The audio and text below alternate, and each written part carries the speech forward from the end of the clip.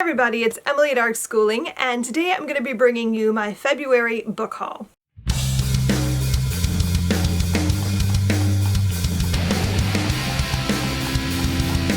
For this haul, most of them are for level 12, honestly. I didn't actually buy that many things just for me, so I don't really feel bad about it.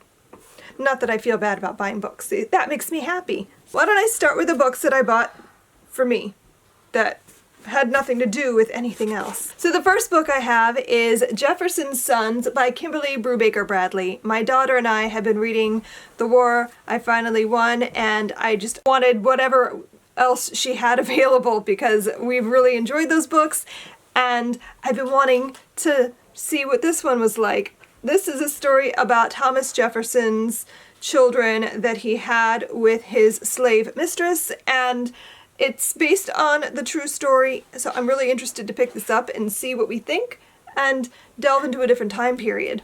I picked up The Half-Drowned King, a novel by Linnea Hartsoiker. Soiker? I don't know how you say that. I was really intrigued because it's about Vikings and it's historical fiction, and that just sounds great, and so I'm hoping it's good. I got this discounted, so I'm pretty psyched about that because it's an expensive hardcover. So I was pretty excited to get it for a steal. I pre-ordered We Set the Dark on Fire by Taylor K. Mejia? I have no idea how you say these names. I am so bad.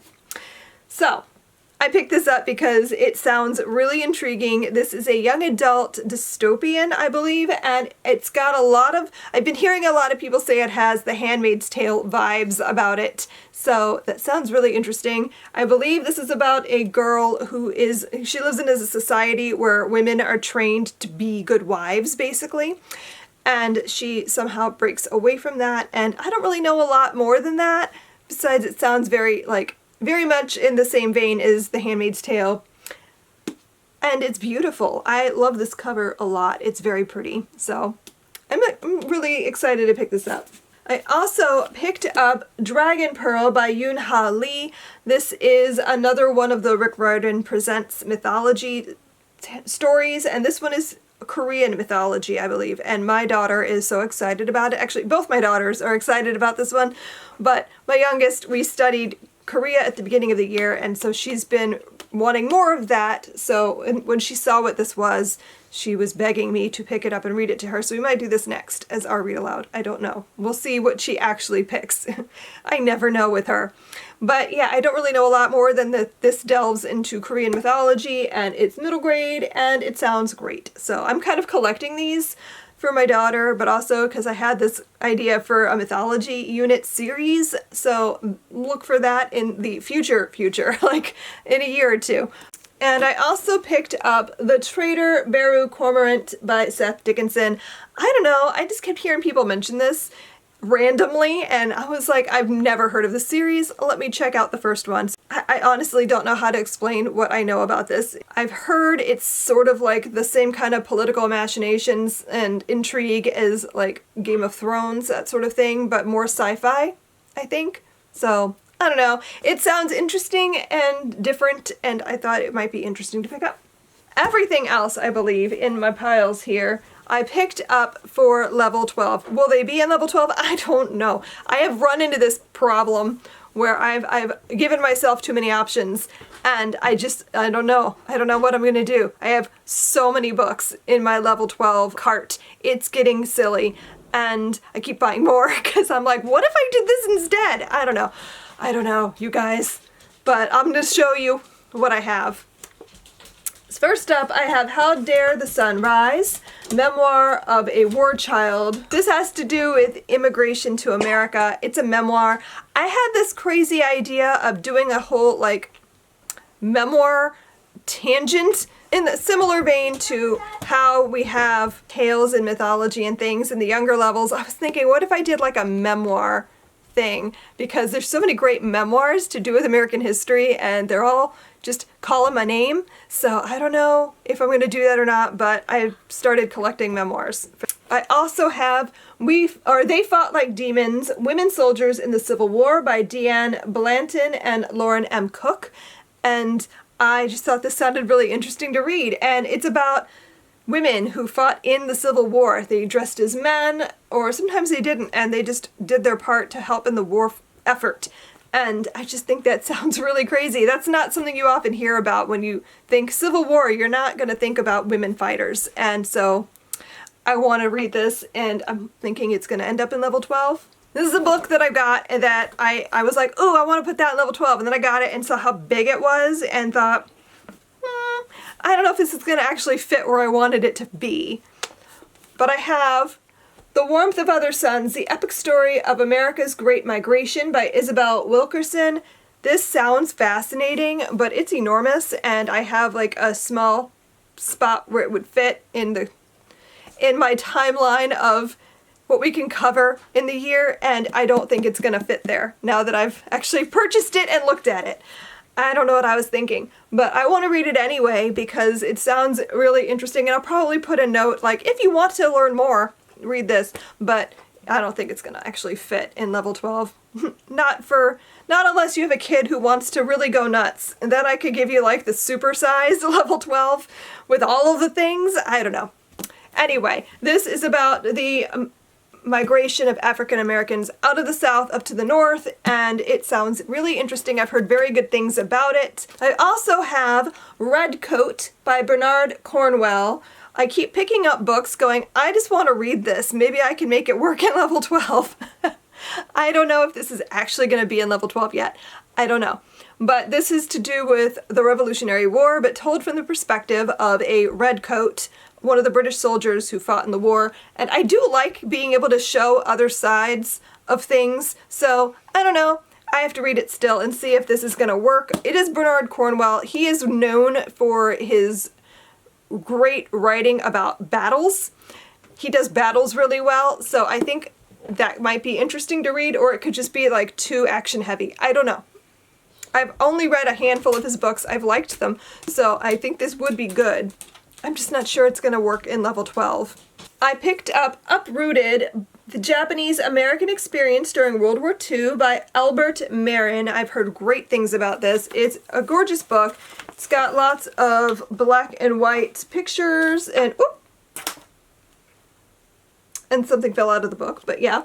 So it's one of those really well done nonfiction books written for like teens, young adults, and I want to cover this event that happened during World War II because I think it's really important to talk about since it did happen here in America, and I know it doesn't often get covered in typical high school texts. So yeah, I think this sounds like a really interesting read. And on that same vein, I also have Boots on the Ground, America's War in Vietnam by Elizabeth Partridge. This is another nonfiction that I've heard really good things about, and so I wanted to get my hands on it. And this is about the Vietnam War. Again, there's photography in it, so lots of great pictures. The only other nonfiction I have is A Square Meal, A Culinary History of the Great Depression by Jane Ziegelman and Andrew Coe. This sounds fascinating. Honestly, again, I don't know if I can make this fit where I want it to fit in level 12, but I just want to read it anyway. I love looking at history through very specific lenses. I think it's always really interesting, and you see things in a totally different way, and I love that this is told through food. This talks about what people did to manage and to eat during this time period, and the Depression is always so interesting to read about anyway, but looking at it through the lens of food just sounds really intriguing, and I'm very interested in picking this up. Everything else I have is historical fiction. I do have 6 more books to talk about. The first one is The Gollum and the Genie by Helene Wecker. I've had this book in my TBR for forever. I've been wanting to pick this up for ages. And when I was looking for things that had to do with the immigrant experience in New York in the turn of the century, I thought this sounded perfect. And so I'm very excited to finally pick it up. This is a historical fiction with a little bit of fantastical things weaved in. I don't think it's quite magical realism. I think it's almost more fantasy woven into historical fiction because this has to do with 2 immigrants, one from the Middle East and one of them is a Jewish immigrant, and their mythological beings, and I just think it sounds really interesting, and I'm really enjoying reading about this time period. This is a new time period for me to really delve into. I haven't read a ton about the Gilded Age and the turn of the century and stuff, so I'm kind of eating it up right now, and so I'm really looking forward to picking this one up. I also have The Watch That Ends at Night, Voices from the Titanic by Alan Wolfe. I am really excited about this. I don't think it's going to work in level 12. After I sat down and kind of started playing around, I realized that I don't really have the space for it.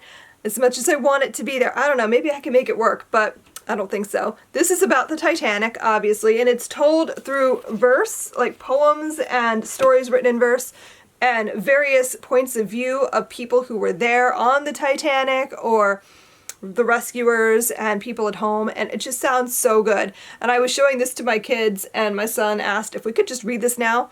And so, I don't know, we might read it a little early because they've always thought the Titanic was really interesting. I picked up When the Emperor Was Divine by Julie Otsuka, and this has to do with Japanese internment camps in America during World War II. It's very short, so now that I have it, I'm wondering if this is maybe too short. I don't know. So I don't know yet if I'm going to add something else, or maybe, I don't know. We'll see what I end up doing. I don't know. I feel that level 12 is very much like still in chaos mode right now. I don't have all my ducks in a row. My ducks are scattered. They're everywhere. They've flown out of my house for a time. So I don't know yet how this is going to work, but this sounds really good and I'm very excited about it. On that same vein, I also have Under the Blood Red Sun by Graham Salisbury, and this has to do with Pearl Harbor. So I don't know. They may both end up in there if I can't find something else that is one book that fits my time frame that I have. Putting together levels is sort of like putting together a puzzle, because everything has to fit just right so that you have time to cover all of the things that you want to cover with the books that you want to read. And yeah, I have Under a Painted Sky by Stacey Lee. I was really excited about this. I'm still very excited about this because this is covering the time period of pioneer life, but with a Chinese main character, and that's exciting. You don't often see that, and so I was really looking for it. It's also own voices, so I'm just really excited to pick this up. The last book I have to show you is Lies We Tell Ourselves by Robin Talley. This has to do with the civil rights movement, and it's about these two girls, a white girl and a black girl, who gets put together to work on a project, I think. And the black girl is one of the first black girls to go to this high school. This is at the time when they're just ending segregation. They were starting to integrate into the schools. And so they get put together on a project, and the white girl is raised by a family who is extremely racist, and so it's challenging her upbringing and her worldview, and I want to say there's also some romance between the two of them that happens as well. So I'm actually really excited to pick this up. It sounds really good. I've heard very good things about it as well, so I'm pretty pumped to pick it up. That is it. That is my book haul. Let's count.